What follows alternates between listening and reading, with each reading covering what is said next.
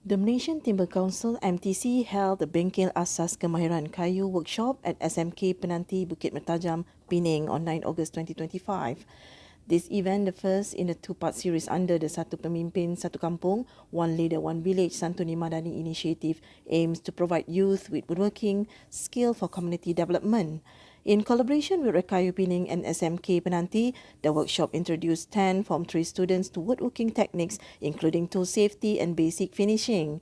Participants created custom laser engraved name tags and key holders, enhancing their technical skills and creativity while learning problem solving and patience.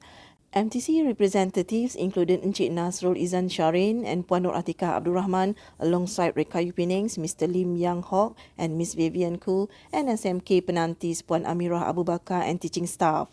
The second workshop set for 23rd August 2025 will focus on more advanced project like crafting, mini stools and benches. MTC thanks Adun Penanti, Encik Salihan Jahaya and the dedicated teachers of SMK Penanti for their support in this initiative.